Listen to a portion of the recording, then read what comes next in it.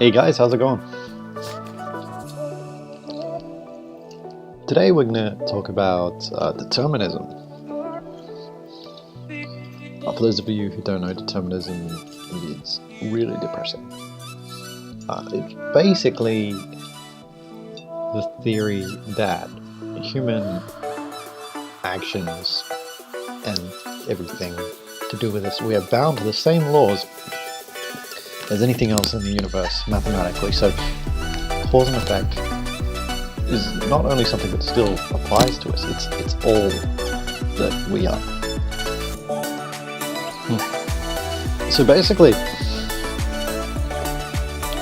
how do I put this? So basically, you've heard of the butterfly effect, right? Where one action, like a butterfly flapping its wings in a rainforest, someday can lead to earthquakes or hurricanes on the other side of the world years later. Determinism is a bit more of a scientific approach than this. We know everything around us is a chain reaction, and this applies to humans as well. There's no reason it shouldn't. We never really make any choices in life. Every choice we make is the result of past experiences along with chemicals in the mind, which are in turn the result of something we did or ate maybe, which was the result of something else, which was the result of something else, which was the result of something else, and that goes on forever. So there is never any choices. Things can really literally go only one way, and there is no variance. For this reason, if you took a computer back in time to the Big Bang, or just had a really powerful computer, you could take a snapshot of the universe and everything contained in it. With this you could do the maths at that point and predict the future. Actually, you don't even need to go back in time. At any point, if you have all the information about the universe, you could predict the future to 100% accuracy with it. There is never any choices. Random does not exist. And the whole universe is one big chain reaction. Kind of like a machine running. That is determinism. It's really depressing.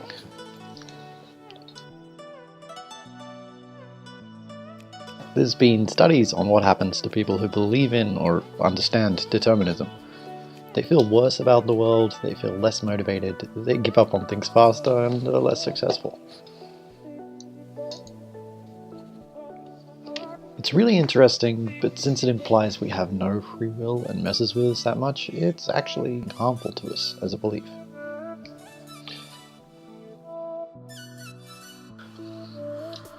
It's much better and more practical for us to keep believing we make choices to stay in control of our lives. When we speak about whether or not we have free will, we need to think about why we believe we have free will. The thing is, it seems that across all cultures on Earth, it's natural for humans to believe that we have free will. It's natural to believe that decisions exist and that we make them constantly.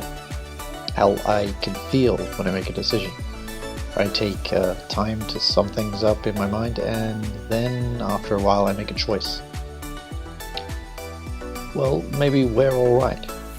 Maybe we're all correct.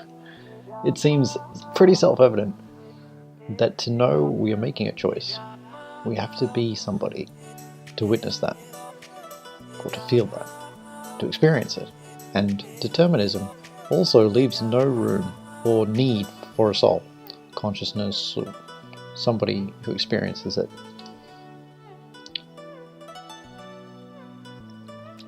There is something self-evident that tugs at the idea of us being mindless machines that are just programmed to review our own actions.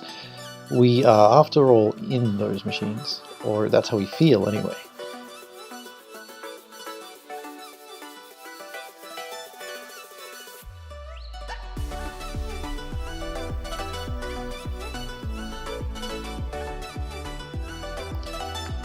We can't really create a machine that feels that way, though we can create one that carries out the functions of self-monitoring and tells us that it feels that way, because we programmed it to.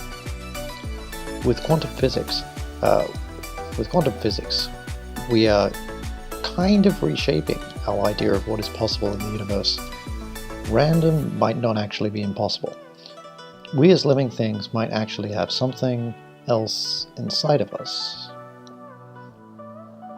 Something else than, say, a river flowing with all its similar chain reactions that guide its course does.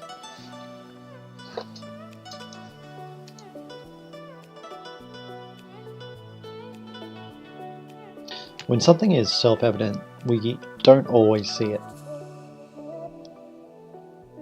Take gravity. Before it was discovered, people knew things fell. They just didn't really see that it could be any other way. When people say that water has no taste, they're wrong. They're just so used to it as the norm. If somebody who only drank Coke all their life had water for the first time at 23 years old, they'd tell you all about the taste.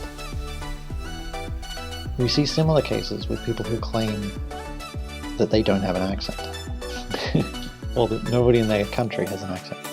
These things are so self-evident in your face all the time that they're invisible to us.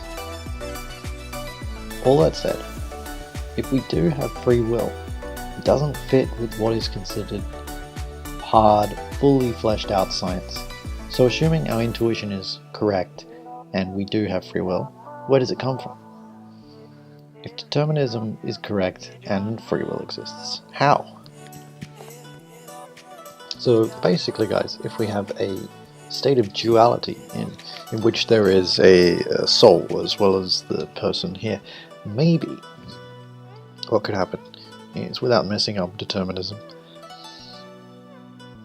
every time you, in the duality, every time your soul makes a decision, you do make that decision, and you're moved to a universe where the past, that sounds silly, it sounds like the multiple universe thing, but that's not what I'm getting at, not in the creation of a universe. What I'm talking about is getting moved to a version of the universe that already exists, where the past matches that decision that you just made. So it would then make sense for you to have made that decision, and you can trace that back, you can trace that decision back, and it will look as though it was done that way, and that would also account for the Berenstain type effects that maybe we can do a video on soon.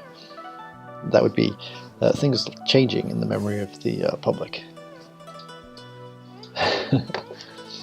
Alright, have a good one. Okay, so what do you guys think? Let us know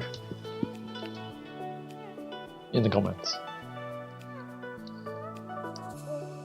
And remember to like and subscribe.